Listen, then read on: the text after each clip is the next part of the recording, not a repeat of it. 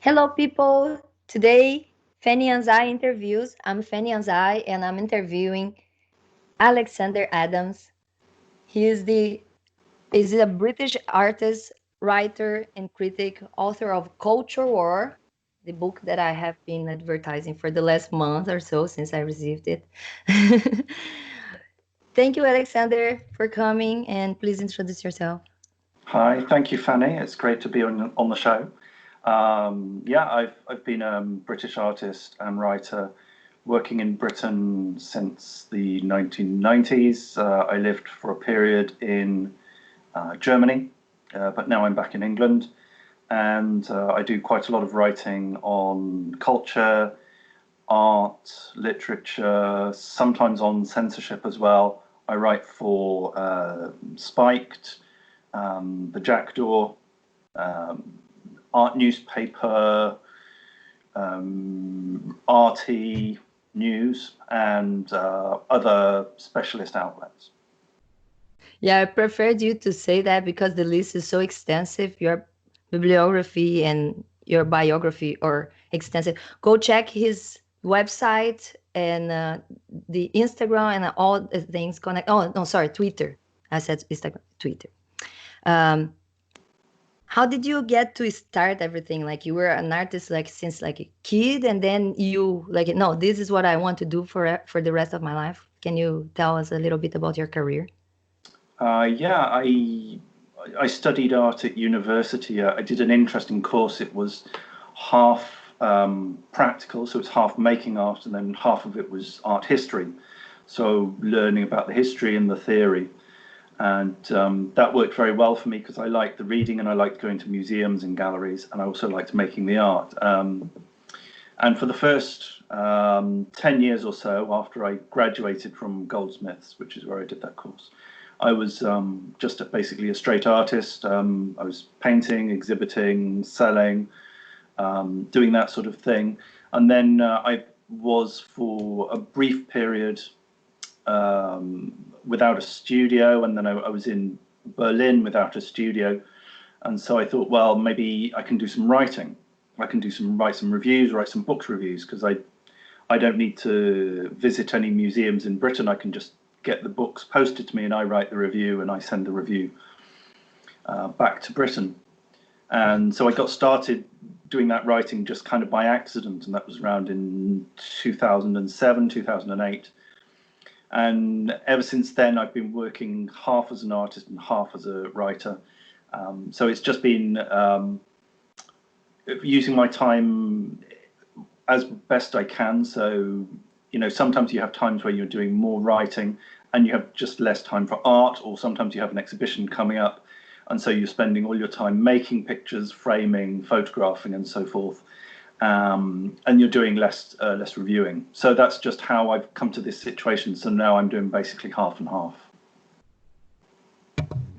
That's pretty nice. So, Alex, you think it's okay if we tell people how we got together? You can tell a little bit of the story, your approach, and then the things we are planning, our collab.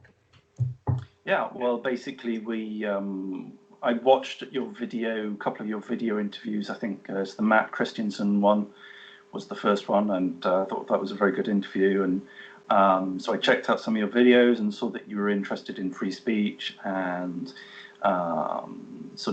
censorship and political correctness and that sort of stuff. So I thought it'd be good to talk to you. And so we just got talking on Twitter, I think. And and then we got talking about art. Yeah. That's right. Yeah, it was.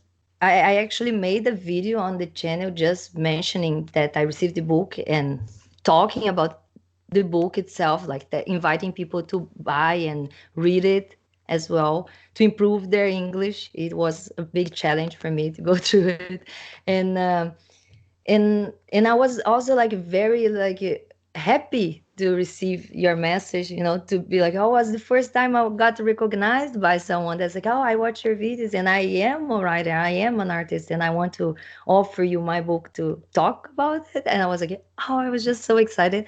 So yeah, it was a great gift. I was pretty happy to receive it, and it was really nice letter. And we have talked and made collabs, and I invited you more even talk about all your artistic, not just about the book, but the other opportunities that people can get to know your art. So people, those are some of the postcards that he sent with the book. There's some really nice here, and I put these other ones here that I enjoyed very much. And yeah, I've learned a lot with the book, with the postcards, made me go through research on your reference, and we can talk a little bit about this too, and also tell people about this service and products that they can also get. You know, you can actually have a piece of art of yourself. You know, and that's something I wanted you to Well, invite people to check out. yeah, there's you can buy catalogs of my art. If you go to alexanderadams.art, you can see various catalogs that have been published throughout the years, and you can also see original art there as well. So you can see paintings and drawings and so forth, and you can see some examples of art that I made with different models. I had an exhibition in Berlin about sort of 6, 7 years ago, where I was doing paintings and drawings of figures of nudes, and we had a little box in the gallery, and people could come in and put their own pictures in the box. And then we opened up the box just 1 week from the end, and I did a painting. I think I did a painting and a couple of drawings of the art that had been submitted, and so that ended up on the wall. So it's a question of working in different ways with models and with subjects. So sometimes I'm working from my imagination and my memory. Sometimes I'm working from something in front of me, so that would either be a model or I'd be in a landscape, and so I'm working directly with my eye. And then sometimes I'm working with photographs. So these are the different ways that I've made art in the past. And yeah, that's how you see. So the 3 postcards there, you've got 2 of them are from photographs, and the pink nude, that was a drawing from life. That's where I was working directly with the model. And they are really pretty. All of the drawings, I've been enjoying a lot to go through your catalog and your website too, and you can find all the things, and it's really pretty. I'm Thank happy you. that you actually shared your method of production. So yeah, people, if you guys want to have a painting or a drawing, you know, a nude or a place or family, whatever, you know, can just talk to Alex and get him to do some really beautiful arts. um, what are your influence more than like Magri, that I actually was pretty excited and like it was pretty interesting his story, you know, on the hiding the faces and stuff, and I've seen that is a big influence on your arts too. It's not Yeah. only, yeah. Yeah, it was. I was looking a lot at René Magritte. People will know him. He's the Belgian surrealist, and he sometimes covered up the faces of his figures, or he removed the body. He made the body invisible, and he was very interested in this idea of the anonymous figure, the bowler-hatted man, being reproduced as though he was like an object. And then you would have individual figures, and their faces would be covered. So there would always be this question of who is that figure? What's the identity? Because something you notice when you're looking at people, the first thing you look at is always the face. It's always the face. And so if the face is covered, you're frustrated, and it's unsettling. And that's one of the reasons why Magritte's art is considered sort of psychologically powerful, because the face is covered. It And is. there is a story about how Magritte's art originated, that when he was a young boy, his mother committed suicide by drowning, and that when her body was removed from the canal, that her nightdress had covered her face. So there was this cloth over her face. Whether or not that's actually true has been disputed by biographers and art historians, but it's a powerful story, whether or not it's true, that lodged in his mind and helped to influence him. So I think that Magritte is one of my favorite artists. So what I do is not directly like Magritte, but it's certainly influenced by him. Yeah. Yeah, that is definitely something I said at first was excited, but I was more like curious about his art and his stuff, and what made me go through his story, his history, and find out also all this kind of a dark story about his mom, like because his mom's story was kind of is weird too. So I was like very curious, and so I dug more about it, and I think, yeah, the explanation is a little bit, the Freud explanation. Like we try to find the explanation for those things, but I think his own explanation of what I read on all that was really good, because it does really translates into the art the feeling that he wanted to pass. And that's what I was so fascinated about, because when I read the Wikipedia, all the stories and everything, it's like, yeah, his mom, died, or I kind of have suspicions about that story, the way that is told. But about himself, he would say like, oh no, I wanted to hide partially the face, or mostly of the face, but leave a little details that people would look back to the picture and try to find more the next time, or get curious, and is almost like you stare at the picture every time you go through it, you pass by it. And I was feeling like this when I received the postcard, and I was exactly like this. I was like staring at it, and it's like, okay, what is the feeling? I feel like, I don't know if I'm curious to know, like, is this someone that is hiding his face, or is this someone like that he just doesn't have a face because he wants to represent anybody? So it raised on me Or a lot of also is hypotheses, or and also it's very artistic. is the artist is this as an act of aggression as well? Because you find with iconoclasm, when a dictator is toppled, of course, the first thing that people do is they attack the paintings or the posters of the dictator. They remove the face, they topple the statues, Oh, and so this is also an act of dishonor and of disfiguring this icon or this dictator. Or yes. also in religious icons are defaced, during religious revolutions and uprising and so forth. So it has a political connotation as well. Definitely. Yeah. Yeah, and I had not seen through on that. Is I did not have that perspective at first, but I totally see, like, a little bit even what the book says a lot, because it's cultural, is this attempting of shutting the other side up, to make the other side, the opposition, quiet. Yeah, and It's it's also, yeah, to also sort of to dehumanize the opposition as well.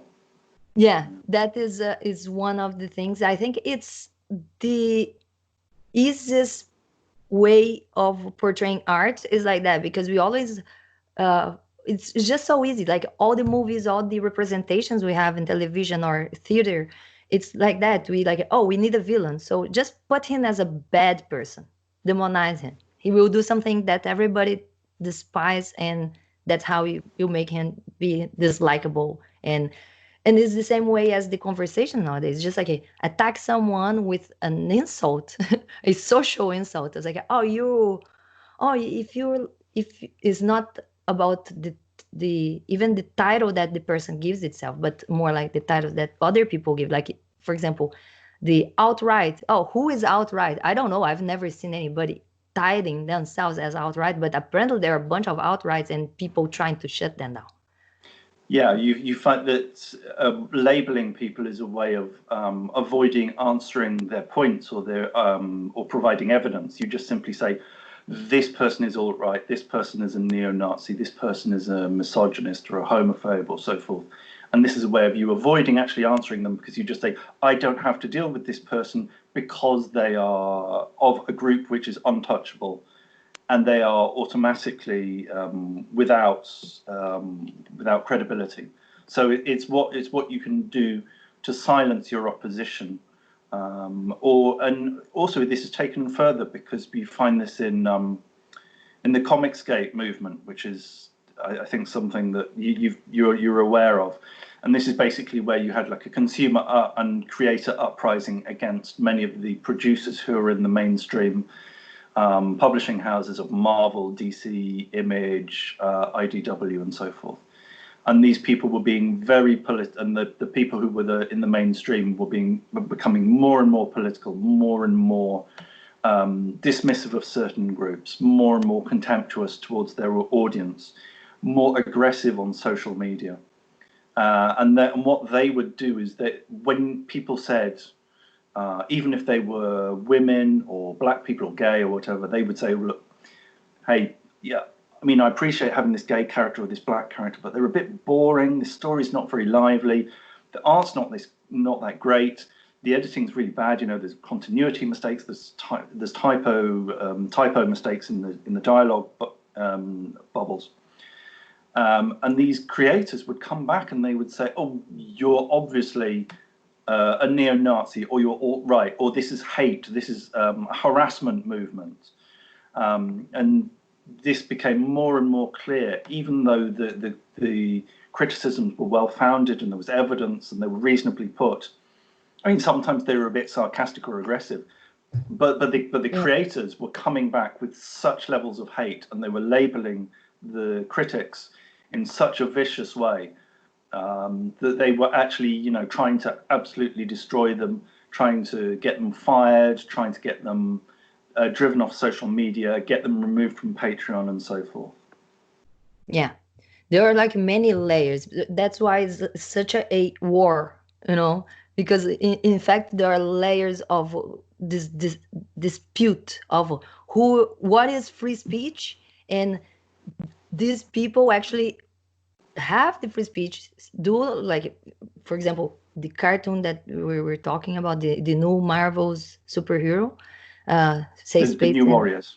The new Warriors. Yeah, they are like, we're just talking about more specific, the two superheroes, the snowflake and safe space, and those are like, goes back to that. It's like there are the bad people that are the bullies, the ones that are gonna say offensive things, and we are the good guys. So they need to build onto the virtual signaling.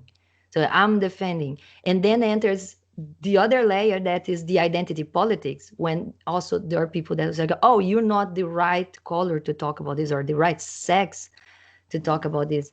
And I think everybody has experienced some type of this thing, to be segregated or to be pushed away from, like, oh, you don't have credits or rights to talk. And it's like, yeah, that's not free speech. And also the free speech doesn't protect you from saying something stupid and having a backlash and having people to come disagree with you. And that's when they take the wrong idea of a free speech and say, like, oh, I can say whatever I want, and when you come to criticize me, you're trying to shut me up. And it's like, no, we're just criticizing because it doesn't make sense, and we want to have an open conversation. And then they will call you racist or whatever, and just split and split more the gap that already exists, and the conversation doesn't go forward. And I think that is the new focus on the conversation. I have talked to Peter Boghossian and James Lindsay that are very into like how to have impossible conversations. It's all about that, how it is important to be able to not demonize the other side, to be very cherishable about other people's views, to be able to together find a common ground, and the better, the greater good kind of. But but more like that. And I think we are all consonant in that way, all very resonant in that way. So that's why we end up together. Shiva, I really need you to stay in the bedroom. I'm sorry. Okay, what do you need now? Thirsty. Are you thirsty? Okay, let's fix that. I'm sorry, just a sec. So we're having technical problems here, but with baby. Let's keep going. Alex, please, can you tell us a little bit more about the arts? We're going to have a whole conversation probably tomorrow about the book, and an hour conversation just about the book and all the layers of these things. But I don't want to just jump in the culture and talk a little bit more about your art. So can you tell us more about the writings, like the essays about being a poet? How does it work? Oh, well, so yeah, I do the reviews. So these are mainly art reviews, but people perhaps know me best for my for the political cultural stuff on in the book. But I do just normal straight art reviews of exhibitions and books, and that's the majority of what I write. I would say about about 75% of everything I write is just a review of art and books, and it's pretty much apolitical. And then there's maybe sort of 20% of culture and literature and music and film and stuff. And then there's about 5% which is political. Because I would rather not talk about politics at all, because I'm not a political person, but I'm kind of forced into it. The poetry is something that I was doing. I was writing well since I was young. I was doing all this writing. I tell this story of I was writing this poetry, and I didn't really, and I sent it out every 2 years or so to a poetry journal here or there, and it would get rejected. And I thought, well, okay, maybe I'm just not very good at it. And then we were at a public reading, and there was someone who was the German translator of this poet, American poet. And this American poet had written an entire book about like marine biology. And there were all these poems about these little sort of diatoms and little sort of plankton and so forth. And I thought, if someone can write a book like that and it can get published, then I'm sure this stuff can get published. I'm sure my stuff can get published. So I submitted it. So I got chatting to Bill Roberts, who runs a small press, or used to run a small press called Bottle of Smoke Press. And he used to publish a lot of American poets, and including Charles Bukowski. And I sent him some of my I think it was some of my images, because I said, oh, maybe I can illustrate something for you. And he said, oh, these are really great. Have you got any writings to go with them? So I sent him some poems, and so he said, okay, well, let's do a small book. And that was back in 2011, I think.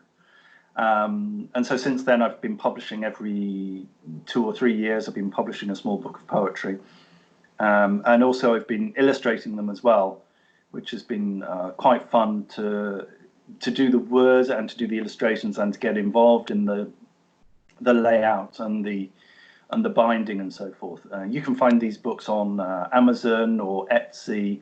So if you look for Alexander Adams Bottle of Smoke Press, Pig Ear Press, just have a look of those. You can find those online, and that's what I would like to do more of that. But unfortunately, I don't write as much poetry as I do everything else. So they just tend to come out every 2 or 3 years. That is more like inspiration. You feel like writing something and then go, but it's like it's what you have left of time. And that was one of my questions. How can you do it so much? How can you do so much stuff? Are you living in quarantine before already? In isolation and just working? Well, it's actually, yeah. I mean, I'm in quarantine here. We're in lockdown at the moment, so all the offices are closed. I usually do other work. I do some teaching work. This is all over at the moment. Looks as though, well, it's difficult to tell for the future, but at the moment I'm just drawing and writing, applying for the occasional job, but it's really hard to get anything at all at the moment because no one's hiring, unless it's delivery driving. There's pretty much no new work out there. But I mean, it sounds impressive when you say, oh, I've published, I don't know how many books of poetry. I published, I don't know, 4, 5, 6, something like that. And it sounds impressive, but then you've got to remember that I've been doing it for 25 years. So although the first book was only in 2011, I've been writing for like 20 years before then. So it's one of the advantages to doing stuff over a long time, that you end up with like a back catalogue. I guess it's like when you're an old band and you're going on tour. Lots of people want to hear the old stuff, and there's just so much. You've got so many albums worth of material that you never run out of material. But if you're thinking about new stuff, yeah, I'm only writing, one poem every 3 months or so.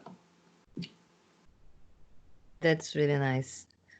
But no, you're talking about like, oh, I did not write much, but it's because it's so much work. When you go through your website, I was really impressed. I was like, how can he work so much? How can he read this much and then write and then paint and then draw? I was like, I don't know. I think he's not sleeping. Well, there is that as well, yeah.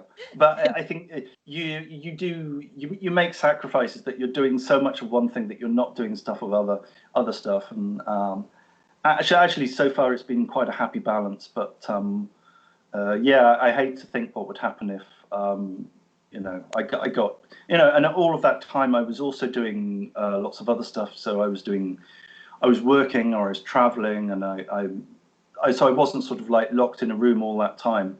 But certainly being locked in a room for a long period of time, it certainly helps. So. Yeah, and I think it helps when you are artistic or crafty or handy like that, to be in a lockdown, because then you can find other things to do and not feel like just sitting on the couch and watching TV all day long.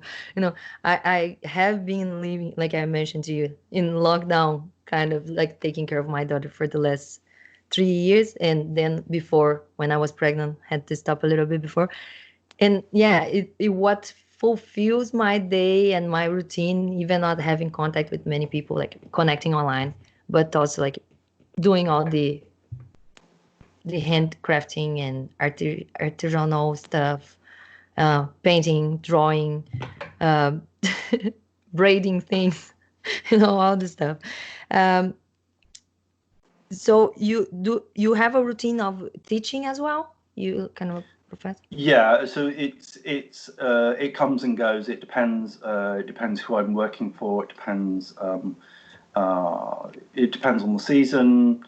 So I'm a freelancer, but I've gone through periods of working in offices. I did various stuff. I worked on a building site for a while. So I've done lots of different jobs over the years.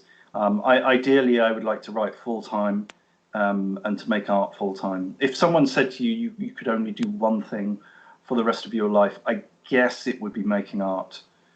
If I had to give up the poetry and the reviewing and the book writing and stuff, I would give that up, because it's the art, making art, that I find most satisfying. Okay. Yeah, I really enjoyed the critiques of the other books and arts too. I've read some, and I really like your writing. It's really enlightening for me. Like, I always have to go check the translation. And yeah, again, I will tell people, if you have any Brazilian or other language, or that's not English first language, check the book. Those are not new conversation. Culture war, it's something, cancel culture, culture war, identity politics, and all this stuff we're going to talk about in the book. They are not new. They are like at least 5 years on the focus. People talking about back and forth. But the way that you approached, you told me try to avoid the jargons. You really went through like a technical words and a higher level of words as well in English. So even when I sometimes translate, I end up with a Portuguese word that I don't know what means. So it's improving my Portuguese at the same time. I think it's my aim is basically to pitch everything I write to a relatively well-educated, well-rounded person who's got an interest in different things. They know a bit about art, a bit about literature, a bit about politics and philosophy, but they don't really need to be absolutely familiar with all the basic concepts. If there's an important concept to something that I'm writing, I'm going to explain it in the article, so you don't need to go and research it, or you don't need to feel stupid, because I'm coming at it and I'm presenting it to you as though you know quite a lot, but I'm just clearing up some things before we get started. And also, I hope, a lot of the things that I'm reviewing in the books that I review, and the exhibitions, some of this is stuff that's new to me as well, because I know quite a lot about art, but even I'm encountering new artists who I've never heard of before, and I'm presenting them to you as I'm discovering them for myself. So I'm educating myself as well as you. So I hope that makes what I do quite approachable. Yeah, it is. And I'm just so happy to have like all this interaction because I'm learning so much. Like today, earlier when we talked about the new warriors on this new superheroes for Marvel, the Marvel superheroes, I went through the reading more about it a little deeper than the video I've done before. I've done a video with Tyrone from Let's Chat talking about this, trying to have more a philosophical approach of superheroes from the past and nowadays, this new era, and this trying to change people, like the culture, it's some type of idea that I think I've heard feminist friends saying that they believe the media dictates beauty, the beauty industry or whatever, or what girls are going to be interested to. And I always try to argue with them on the sense like I think it's more like a demand than indoctrination. Like I think it's like, why don't you make science magazines for teenage girls? It's like, because they don't want to read that. I'm sorry. But yeah, and we see this in Brazil, they have the Capricho. It's a like gossip magazine for teenage girls, and that's what they want to buy. It's not that the publishers or forcing girls to read this. It's because if they do something else, they're not going to sell. So of course, Yeah. I think is not the offer. It's totally the offer. It's totally the demand of the audience. I think this idea that there's this phrase, if you can't see it, you can't be it, and this is something that feminists say, and they say, oh, we need feminine role models, and often that gets co-opted into a lobbying system, a system where you want preferential treatment and you want jobs because you want to provide role models for young girls or other cultures or whatever. I think the best thing to do is you simply open up your procedures and you make it as open as possible for anyone to come in. And women, young girls who are interested in science and engineering and so forth, they will get engaged in the subject. You don't need to sort of dress it up in pink and have a bit of a female role model. Sometimes that helps, but basically people are really interested in what excites them intellectually. And if you just treat them seriously and you approach things with an open mind, and you interview fairly and you hire on merit, you're going to get the number of people who are actually engaged. But it's rarely going to be 50-50. 50-50 is quite artificial. That you find that most professions fall fairly squarely one area or the other. They skew female or they skew male, and that's just human proclivity, because it's personality characteristics. It's also women, they want to spend more time working part-time. Obviously there are times when they don't want to do that at all. They're not carers, so they don't have that. But then there are some who are carers. They want to combine family with work. There are other times when they want more lifestyle thing. When they're younger, they want to be more social, to have more disposable income. They want to go on holiday and stuff. And everyone has different interests, and you find that the interests, of course, if you talk to any biologists, they'll tell you that certain groups have more interest in one area than another area, and so that's why you get so many divisions between people who are interested in ideas and objects, which is mainly men, and then people who are interested in other people, which is mainly women. And so that's why you find women in the caring profession, why you find more women working part-time and so forth. And I mean, this has all been covered by other people more thoroughly. Yeah, definitely. And it's funny because we keep coming back to the cultural conversation all the time, so it's almost impossible to keep away from it. We should just jump. But I wanted to just talk a little bit more about the postal cards related to this, because it's another thing on the feminists talk about how they objectifying woman, and I think in the modern culture world that is like even darker or deeper online, it's all about some things that I have covered on my channel, and people really get pissed. That is like about masturbation, pornography, and that they believe like that the mainstream media, just to squeeze some money out of people, will put them in addiction or will abuse them or will play bad things for them online that will offend them, and then we need to stop, and the I think you can bring your approach, like if you have anything to do with this, like if you have uh, received any type of cancel culture towards your art or anything in this type of narrative. Not not directly. Well, yeah. I mean, I think there was one case when I did an exhibition of nudes, and then there were two feminists who came in and they didn't like what was on the walls. But no, I think it's interesting that most of the women, most of the collectors, most of my collectors are either women or gay men, and they're going a lot for the pictures of women. So I'm getting, like, gay men going for pictures of women, and women going for pictures of women, and they say they really like those. And it's interesting. I'm in this drawing group. We do life drawings, and the consensus is, and it's a mixture of men and women in this group, the artists, and the general consensus is that we prefer to draw women. The women prefer to draw women, and the men prefer to draw women. And I don't think this is like a sort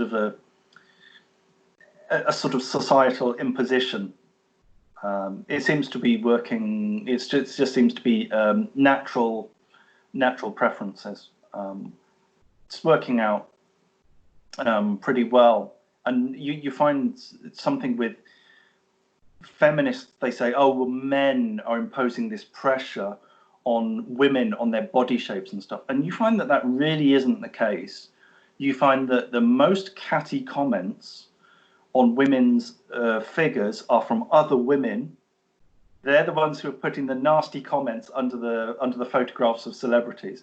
And also the fashion industry, fashion publications are run by women and by gay men. So it's not heterosexual men who are shaming women's body shape. It's primarily women. So I think that this is a mistake. I think that if you want to have a discussion about body shaming, this should be mainly between women about women, because I don't think it's coming so much from straight men. Definitely. Yeah, feminism has a lot of flaws, I think, in all the senses. You kind of pass a little touch on the wage gap, talking about the choices, and we talk about the decisions. I think there is such a thing that is complicated because I think the mainstream media, it is now trying to push to more like non-binary figures on the media, like the way that we see uh, Mrs. Marvel coming like so masculine, Yes. type behavior and look, and I think that maybe is the thing. Maybe that is why that, because maybe the people that are trying to really dictate, because they believe they had the beauty industry dictated by other people before. So now that they got the power, they want to push on their side. And that I think is the problem, because we keep saying like, no, all the beauty thing that happened before was natural. You guys are actually doing an artificial thing that you were convinced that it was happening before, but never happened. And I talk about the beauty and mainly about body shaming with a friend that what I consider that now she's on the wall. Sometimes she's like taking off the feminist title out of her profile. And sometimes she comes back full mode feminist, making like campaigns and chains messages like, yeah, support just women, very exclusionary towards men. And that is my issue with the feminist agenda of nowadays, of online third wave feminism. Because like, if it's equality, you don't need to avoid the men or say like, no, those places, those jobs are just for women. You're not treating them equally. So Yeah. it lose the purpose is very hypocritical. And I think the conversation is so difficult because sometimes I just like, look, for example, the nude is like, people always loved nude. Human beings love that. That was always artistic. You can see in Greece and old Roman, like all the arts that we still have that are about people's bodies. So I think it's just appreciation of nature. That is Yeah. something very artistic and that we try to reproduce. And the way that you also see the beauty, the beauty standards have changed throughout this as well. You see the statues have changed, the pictures, the shape of body, and now we have gone through a lot of like talking too, oh, it's too much artificial stuff like plastic surgeries, implants, and everything. As well, we have gone through maybe years before about getting too skinny to be a supermodel.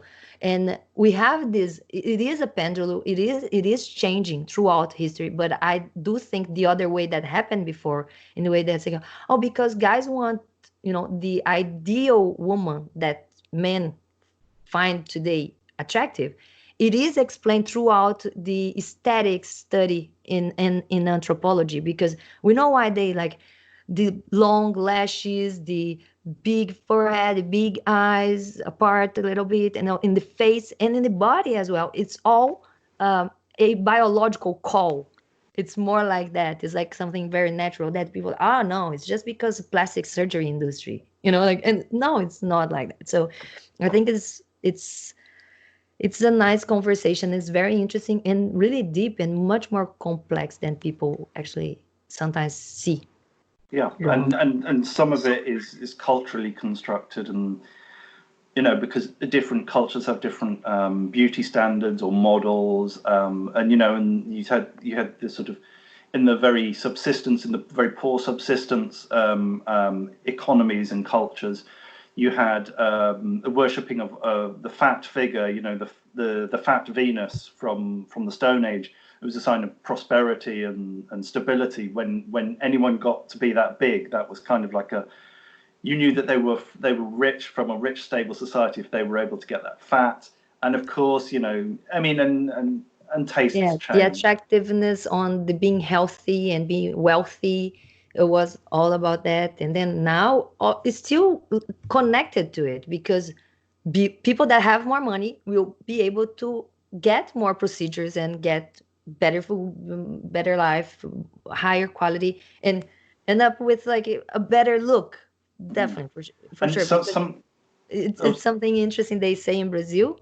They say like, oh, this woman is not that she's ugly. It's just she doesn't have enough money to go to the beauty salon and do a good production. And kind of you can see that a little. Yeah, I was speaking to an Angolan woman, and she was saying in Angola we don't say like someone is fat. We say they have a luxury belly, because it was a symbol of like prosperity. So they have a luxury belly, which is a nice way of putting it. And Right. interestingly, like all the different cultures have a different way of talking about, like when you have really muscled abdomens, they've got different ways of talking about it. In Britain and America, we talk about a six pack because it looks like a six pack of beer. In some cultures, they call it a chocolate bar stomach. What do they call it in Brazil? Oh, in Brazil, it's oh, I don't know the word in English. It is they call tanquinho, barriga de tanquinho is like the belly, the old Oh, laundry yes, wash. a You want, washboard stomach. Washboard. yeah, Yeah, washboard, that was the old washboard word stomach. that we Yeah, used in American and British English. Yeah, yeah, yeah. and it's very interesting because there's also you get complete reversals. So, for example, like tans, having a tan now is seen as something that means you're healthy, that means you have culture and luxury. And so having a tan is considered to be a good thing, and that's why people in the West, in Europe and America, they go to tanning salons and they have Yeah, spray tans and so forth. But in yeah. the past, having a tan was associated with being working class. It meant you worked in the fields, it meant you worked outside, so it meant you were lower class, it meant you were a manual worker. So that's why all the women in the 19th century and the beginning of the 20th century, right up until the 1920s, when there was this boom in France in the post-war era, when people went sunbathing in the south of France. People had never sunbathed before, but previously all the women had like wide brimmed hats and veils and stuff, and to look as pale as possible was meant that you were upper class, and this was considered the most attractive for a woman. Now, of course, it's flipped, and suntans and dark skin is now more popular. It is. It is pretty interesting. It's funny because when I went through the aesthetic, I did medicine, went through school, and I was just like emergency room and ambulances, and I wanted to work less and not do shifts, so I did went through the aesthetic medicine and anti-aging for like a year and a half, 2 years in another city. And then we study the beauty, like that, those perimeters of like Parameters. Yeah. parameters of oh, why do we like for example, of the examples that they use is Angelina Jolie because she's considered one of the prettiest women in the planet, and uh, and it's funny how for the woman face we have so many little features and details that are like, yeah, the long lashes, the eyes, the big forehead, because it also gives you an idea of like a bigger brain and smarter people. And we subconsciously we were looking for those things, like the long lashes, like healthy eyes, and the cheekbones, high ones, because they do give like the idea of like the youth, on the kids. That's why we blush. We use the blush, for example, talking a little bit kind of like Jordan Peterson stuff. Yeah, yeah. And so, yeah, but then we come back and we do use that the white powder to make the face kind of like less shade, to not show the imperfections, to cover imperfections, the scars or marks of the time, and then blush to put the cheeks up like the kids, or younger as possible, to and look like nice lips. And then with the body comes with woman as reproduction, as reproductive traits. So like, yeah, they are looking for like, yeah, the woman that has breast and it does have like a wider hips so they can have babies easier. It Yeah. was all coming from like old past time that we did not realize that either. It was just automatic and very natural. Uh, and I think it's funny when you put the opposition with men. That's like, okay, what about the man's face? Oh no, the man just needs to be symmetric. It's just like simple like that. It's like, oh really? I didn't. Yeah, and it is true. They consider, I think, it's Denzel Washington the Yeah, most yeah, I know. handsome woman, like a man in the planet, because of his face is pretty symmetric. And that's an interesting trait too. I think and then it comes to that thing on when feminists want to say like, oh, you see how men and women are treated different. I was like, yeah, but those are the difference that we even recognize in biology, that men have this shape of eyebrows and women have all these other possible shapes, but does have a different inclination. So those are traits, and I'm talking about like just beauty stuff. But then you can come to like smelling and running, and even like the difference that we do recognize and we have noticed throughout history and biology, and knowing a lot of medicine and human body already. And that's why we also put men and women to compete in different sports, and the culture war is knocking down that path as well. I've Mm, interviewed Zubi, and yes. the first British trans woman to break a record in that and lifting deadlift. Yep. And Yeah. He declared that he was transgender, that he was a woman. So now he's the world record holder, I think. he's Or very the fluid. He's very fluid, depends on the moment. yeah. Yeah, yeah. I saw him speak last year, and he's got a lot of charisma, and so I think he's an impressive person, and you think, well, that if he decides he's a woman, well, he's an impressive woman as well as an impressive man. Very Yeah, nice. definitely. Yeah, yeah. I think Zubi is more like a troll, and he is like using the troll, using the focus on the conversation to pull the focus on him, and it's working very well. He is pretty talented, uh, a big artist, does like a lot of things too, writes, makes music, and yeah, and then the lifting weight, and it's being like, I think it's the lack and the need that people have today of a leader or someone to look up to. So You know, it just came as Jordan Peterson, as Zuby, or anybody else that comes and like, I'm gonna tell you guys how to live the better life. It's people don't have much beliefs in supernatural things, or at least more in like more developed societies, communities. And then I think there is still a lack of following movements or following rituals, or have a group, feel yourself like a part of a group, some type of a communistic feeling that we come from history. I don't know. It's an interesting thing. I'm always talking about like how people are very tribal on that. It's like if they can't find someone and segregate themselves, they will be like really willing to do it. And I was like, no, I want to all the talk here on the freedom and no religion or no leaders or nobody to actually tell you you have to think like this, is because we should be talking about data, about things, and then each one can take their can conclude with their own brain what is, I agree. instead I of being mean, taught how to think. You just like, no, give you the subject and can you think about this, and not like, hey, you have to think this about this. It's different.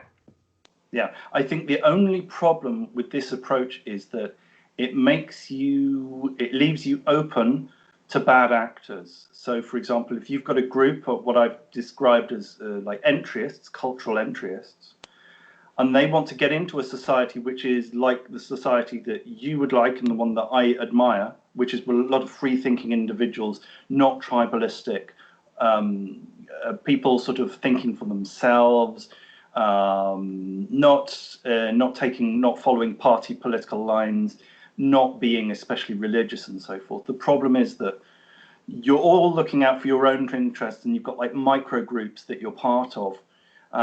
It's kind of difficult to identify and fight back against groups who are moving in. So, for example, they're lobbying for special privileges, or they want to take certain funding, or they've got influence over lawmakers.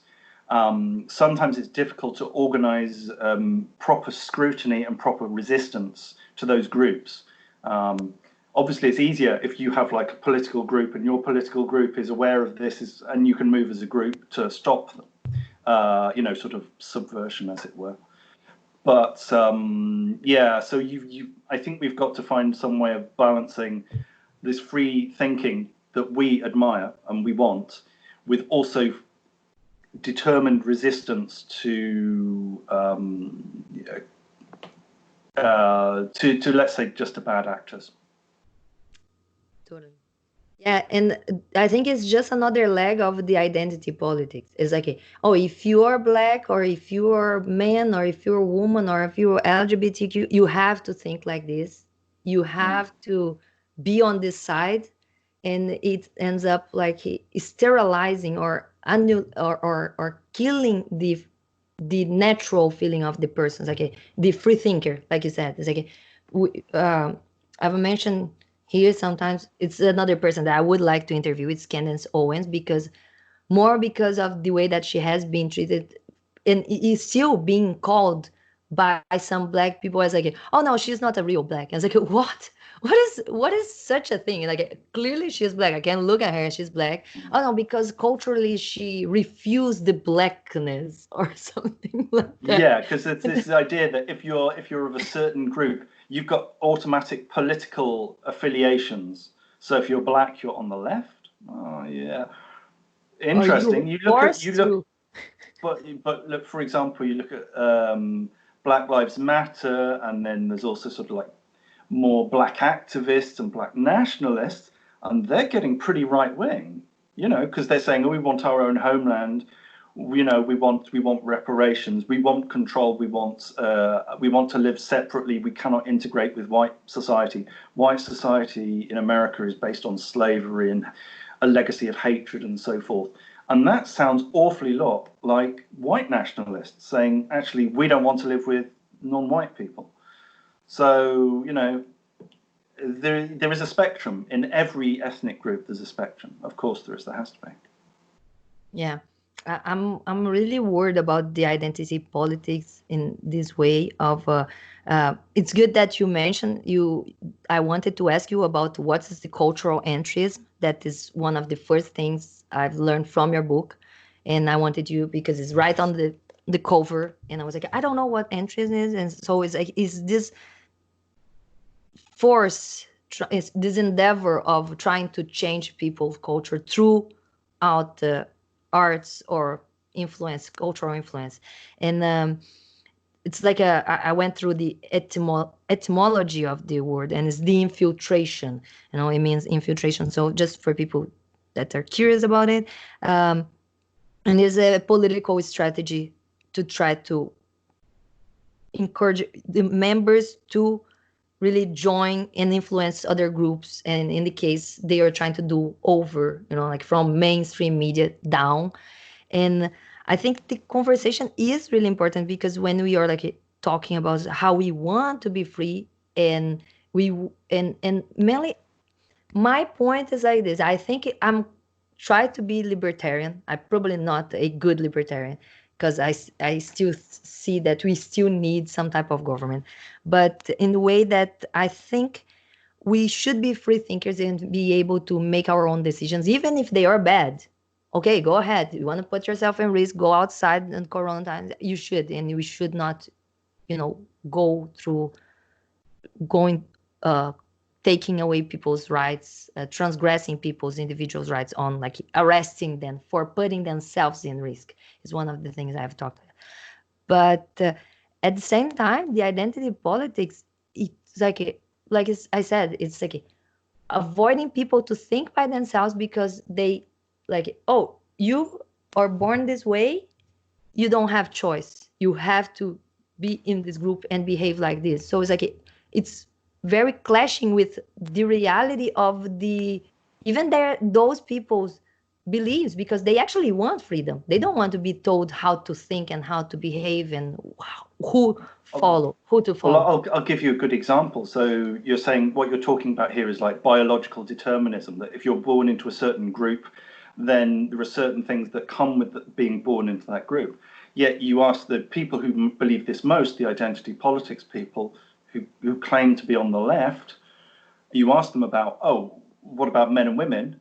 And then suddenly, oh, no, no, no, no, that's a social construct.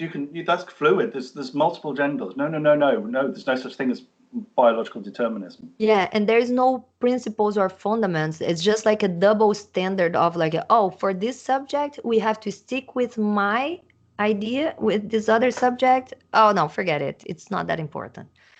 So it's what pisses me off a little bit more. Like, and I think we need to talk about it, because comes with all this, you cannot even talk about it. So when I was in the beginning mentioning about identity politics, I have been called like white supremacist, even if I'm not clearly not white. But how would you define your ethnicity? well, I'm Brazilian, and my father is Japanese, born first generation, born in Brazil. I think we're all Brazilians. Yeah, when people ask me like, "Oh, you look not Brazilian," I was like, "Oh yeah, I have Japanese ascendancy, and that's it. Not nothing more than that." My mom is pretty mixed, so it's like she has like Europeans, blacks, and natives in her family. Like her grandma was cabocla. That is what what we call the mix of black and natives. And her father is son of like Portuguese and Spanish, like mixed. Like so, it's I have like a native. My grandma looks like native, and my grandpa looks like a white European, pretty tall, pretty white skin. So Had it's like pretty hard had for you to be a skin white nat. cancer, So had skin cancer in Brazil. you're not a very good example of white nationalism or white No, definitely not. supremacy. But because I've pointed out some bad protests on Black Lives Matter in Brazil, taking bad examples of racism, and I point out as like I don't think this is racism. Just study a little bit about more of the case, and came to talk about the person that was approaching it, like just on the YouTube comments. And this guy is like, oh, you're too white to talk to me.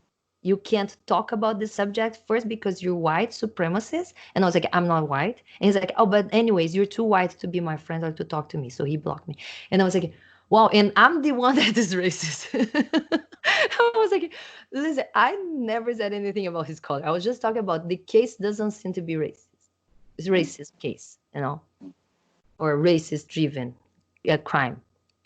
And he was the one that pointed the color to avoid me, to block me, and I'm the racist in the end. So it was like, yeah, this is the type of problems we're having nowadays. And it's like, I think it's just bad. We have realized that it's bad telling, accusing people falsely, and calling people's name that they are not. Yeah, so And this is how we very much for this. this is how we started the conversation, talking about, you use these labels to not to defeat the argument, but to defeat the person, to the ad hominem argument, which means basically you're not answering any of the points. You're just saying this person is not a legitimate source. This person's views are not credible or viable. Yeah. And they do that all the time, And so they say, oh, you just cannot talk about this because you're not black. And I was like, no, but listen to the arguments. Oh, no, you're too white. And then block. And I was like, oh, that's a shame.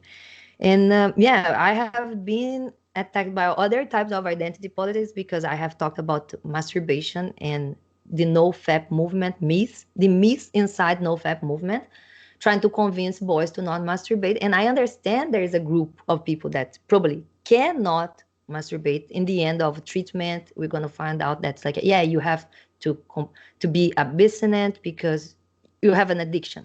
And that happens to many things, not just masturbation or pornography, with alcohol, drugs, and sometimes even like normal things. So I try to point out, like, I want people to decide not masturbate, but with proper knowledge and not with myths, because it's pretty easy to convince a young guy, to don't masturbate or you're gonna get impotent, or you're gonna have problems, your penis is gonna shrink, your testosterone gonna low, and you're not gonna find any. It's like, wow, if I was a boy, I was like, okay, I'm not touching my penis, never again. And when I came to talk about this, it's like, and I mentioned, it's like, I'm not talking about this because I'm a physician. I'm talking about this because I think people should not care about what other people do. And if there is such a help, it's with doctors and treatments. And later, yeah, you can follow a business, but it's not a online virtual movement that is going to treat you if you have low testosterone. You're probably going to have to get shots of testosterone to to go back to normal. And the first attack was like, or the everyday attack on this video is, you don't have a penis, you can't talk about this. As I understand it, like, there are two main drivers behind this sort of the anti-sex or anti-masturbation thing. It's religious groups and also the right wing. I think in America it's like the right wing conservatives who are not all Christians by any means, but there's this idea of sort of like of manly virtues and of masculine conduct and stuff. So is it that way in Brazil? Yeah, it is coming around. In Brazil, I would say it's not so related to left, right, but I think it is very related to the marginalized group, still the incels, whatever they are, And I don't know if there is such a pattern to be related to some political side in Brazil.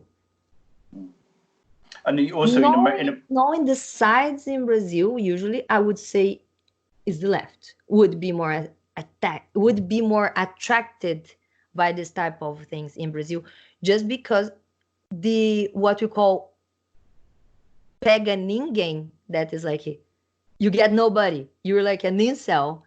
It is more the type of guys that would be on the left agenda, on the left side. It would be like the I forgot the name of that fish, the one that disguised as a woman to fuck the other one. Oh yeah, yes.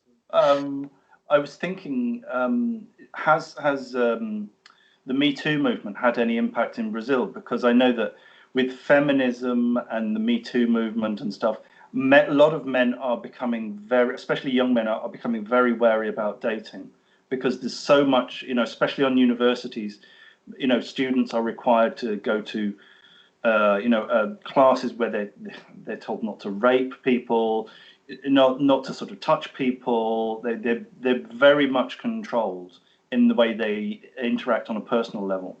And when you're young, this is very intimidating, because this is the time when you're at your most uncertain and you're most ignorant. So you think you're going to make a mistake. And I think that this is a problem which is driving a lot of people out of the dating market, especially men, because they're so afraid of being accused of something. I don't know if the fear mainly in America would be because of so many hoax crimes and allegations. In Brazil, I honestly don't know how that goes into the academics. I don't have any friend in school right now to tell me like, oh yeah, like I've heard here in Canada, people saying like, oh, you have no idea what's going to school right now. It's just like this woke SJW talk, PC culture all the time on our ears, like every day and from the beginning to the end. And I have friends in the United States that tell me the same thing. And I was like, okay, but is that like everybody talking about this? And they always bring back saying like, no, it's just a loud minority. The same way as we like kind of focus on talking about culture, even if it's not like your main work, but it's because it is important, but it's important because these people are pushing in that way. And I think the brainwashing inside the schools, it's important. I do think the education, it is important, but maybe that's not the time anymore. It's like maybe something earlier, more educative, and not like so indoctrinating, like not telling you how to behave, and telling you that sometimes normal things that should be considered normal, that they are wrong. Like the human interaction is being totally artificially dictated now, for sure, in the schools. And I don't know, I've been in school, I think probably there are many guys that need some type of a device, but I'm really not sure if it's effective the way that they are doing. Even if that is the ending purpose, like if they show me like, oh no, I don't want to say that it's useless or they are wrong, but even if it is to fulfill this purpose, are we really doing that in the way that we're doing, forcing people to go through classes that say a bunch of lies, that actually demonize men? Because I see that, and I believe it is. I think if people, like if you become a feminist in Brazil and you go after feminist material, you're gonna be receiving the same idea. Because what I see from my feminist friends, whatever the subject is in the conversation, if there is a man and a woman, the man is always the perpetrator, the woman is always the victim. And it's this idea that the man is always has a position of power and the woman never has. But actually, in the truth, because of promotions and hiring and stuff, you find that many times it's a woman who's in a position of power, especially in the arts, that she's got control over a budget, she's got control over an exhibition, she can decide whether or not your project gets funding or not. She's very influential. She has all the right contacts to journalists and critics. So often it's the man who's at a disadvantage. And the idea that there's this automatic power balance where the man is always superior and the woman is always inferior is not true. Well, not in my experience. Yeah, it's good to you mention that, because I just watched this morning. I had not watched it before. The Message for Men that you made last year, a few months ago, or a couple months ago, and it's a great speech. It's not that long. I'll link a card here. I'm gonna note this when I have it, so I can put a card so people can just click on the link and go for the conversation. That you actually present a bunch of data, and percentage of how the reality shows already that we have overcome the equality. We actually have passed the pendulum on Yeah, the other way. so women now are at a distinct advantage in terms of hiring And in terms of winning prizes, they win disproportionately more prizes than men, even though they form about 45% of all fine artists. And yes, I did this research and I presented the research, and then newspapers didn't want it, they wouldn't publish it. And when it was published in a small journal, there was a negative reaction. It was like, oh, this isn't the truth. So instead of feminists saying, oh, well, we're really delighted that women are now finally being recognized, it was no. There's still suffering. There's still inequality. We need more. We need more affirmative action. This is a lie. And essentially, it was lobbying on behalf of women artists, and the idea that women artists are discriminated against now in the West is completely untrue. In the past, it was true. It was, women could not, or they very rarely practiced professionally. But that has not been the case in education terms, it hasn't been true for about 150 years, 140 years. And in terms of society, it hasn't been true for about 80 years. Yeah, I do think like that. One of my questions was that is like we have pretty much reached equality. Is equity what they are going after now, or not even, because you have actually better results in arts and what I see the feminist fight is always like they want the benefits. They don't want to share the bad things that men have to go through. Yeah, they don't want the deaths at work. They don't want to do the construction work. They don't want to work in the sewers. They don't want to travel as much for work. They don't want work-related accidents or deaths. Yeah. In Brazil, I was always like not getting the feminist flag because I was like, I'm not gonna defend that completely because I don't think we needed more equality. And all my feminist friends would say like, why? And I was like, well, if you really want to push further for equality, we're gonna have to be forced to go to army just like the guys do, and that would be the next thing, because you got the vote to vote like them, but they only voted before because they would be citizens and be in the army and protecting the nation. We got the vote without getting there. We did not do our duty to get it. And they still just talking about, oh, but a woman in politics and representativity. And it's like, I'm so against it. I'm so against this idea of that we need a woman president, because you can see the bad example in Brazil. They elected Dilma just because she was an old activist politician, and was so far probably the worst we've had. She just kept going on the corruption, on a big scheme of corruption that probably broke Brazil, everything we have built in the 90s, 80s, and 90s, and gave the government in good state into their hands, the Labor Party in general. And yeah, we had the worst, the corruption, and that was even impeached, was Dilma, the woman president. When they tried with Hillary, it was just like because of her vagina, and I was like, I'm totally against that. I was like, are we really pledging here for someone competent to do the job, or just whatever genitalia you're looking for, or representativity, or color, or whatever? And even on the identity politics, I think people is still very biased culturally today and socially on even the criticism of Obama. He was kind of protected because of the black card, let's say like that. So yeah, it's like we are like so far in the most advanced culture, like society technologically, but I think culturally we still have a lot to evolve. And maybe not evolve in the way that like I read and see in the book, that we need to just go back to the Enlightenment, like the free speech and free thinking and reason, and be more objective and have principles. Mm.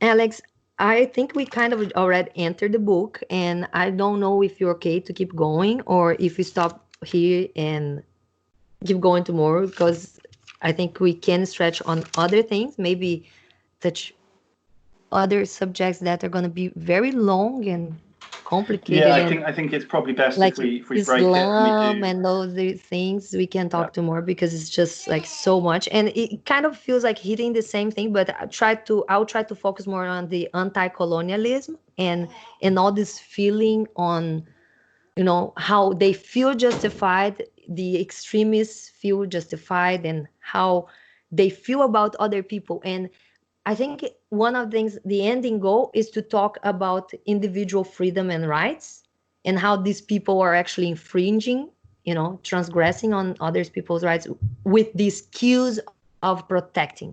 Oh, because we need to protect because of a greater good.